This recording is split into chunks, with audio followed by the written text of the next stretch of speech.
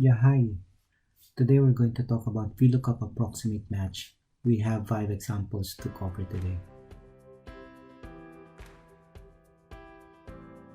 VLOOKUP has 4 arguments. First is the lookup value or value to look up, yung value na hanap natin. Next is the table array. It is a data range where both lookup value and return value exist.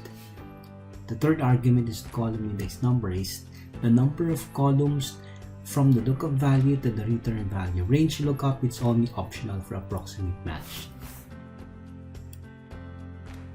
Okay, example number 1, fiscal quarters. We type VLOOKUP. Lookup values, the transaction dates, and then just move it away. Our table array is yung fiscal quarters natin, and then F4. And then column index number is number 3 because the quarters is on the third column. And we just double click the fill handle.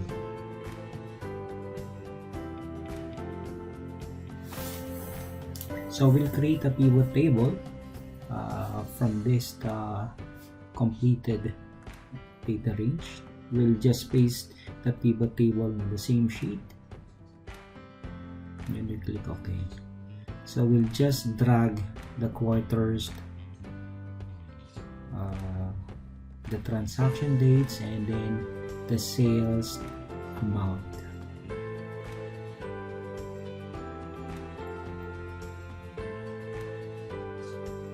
And then normally I will change the layout into tabular, and then I'll just turn off the subtotal.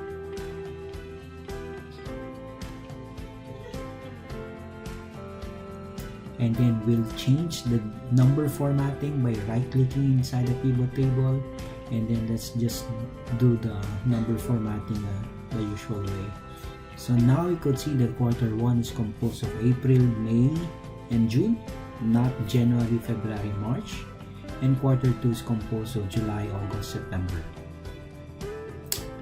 Example number 2 is the commission percentage. Almost the same concept, but let's see how we could apply. So our VLOOKUP is the sales number.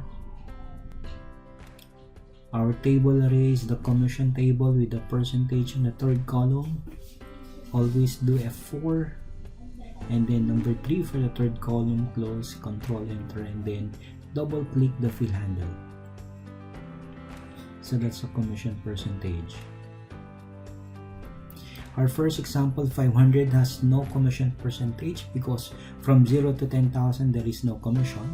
And then our last example is 96,000, nandun sila sa last category. Example number 3 is AR aging. So let's say we have our date to day, then we will just deduct the date to day from the invoice date to get the number of days that have passed from the invoice date. And to compute for the AR aging, we'll do VLOOKUP. Lookup value natin is yung number of days. Table array is the AR aging. And then again, we will return the third column because the aging is on the third column. So control enter and then double click. So now we have the AR aging. We can now create a pivot table from this report. So we'll just paste it on the existing sheet again.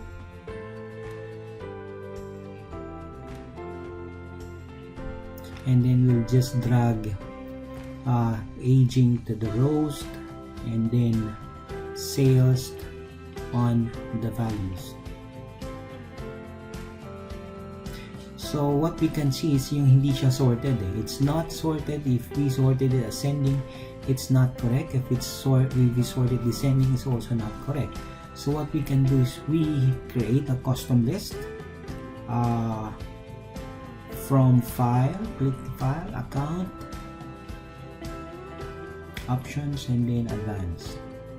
Then we go all the way down, and then there's the edit custom list, and then we will add that custom list in here. So highlight those lists, just click import and then add,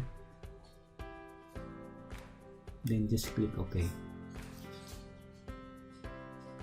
So now the custom list is already inside and embedded in Excel. So once we sort it, Excel already knows.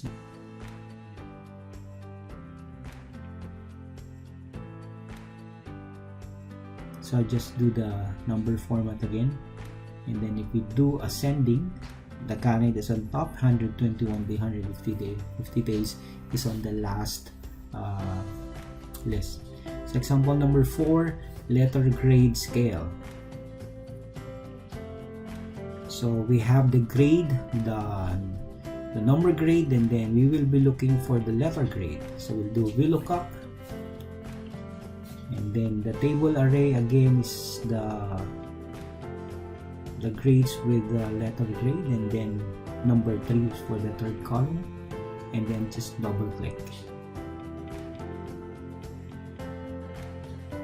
So 74.9 is C because it is within 70 to 75. 96 is A plus because it is within 95 to 100.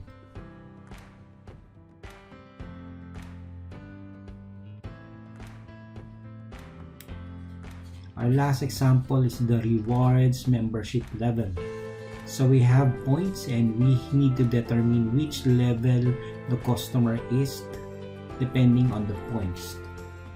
So we have member, silver, gold, and platinum. So let's do VLOOKUP. Then again, the third column, control enter and double click. So again, let's create a pivot table from this completed report. Highlight the whole report, Alt and V, shortcut to create a pivot table, and we'll place it in existing sheet. And we'll just click OK. So again, we'll drag the level in the rows area and customer, the values. We gusto natin malaman how many and count of customers for each member level. Again, yung sorting is not correct. So again, we will create a custom sort list based on the membership level. We go options again, advanced, and then we go all the way down. Edit custom list. So we'll import that list dito. So we highlight the list, then we just click import and then add. Now it's already there, it's added.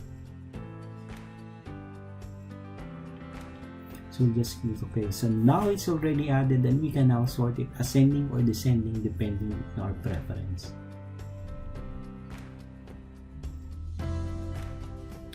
So we can sort descending. So now the platinum is on top, the member is at the bottom.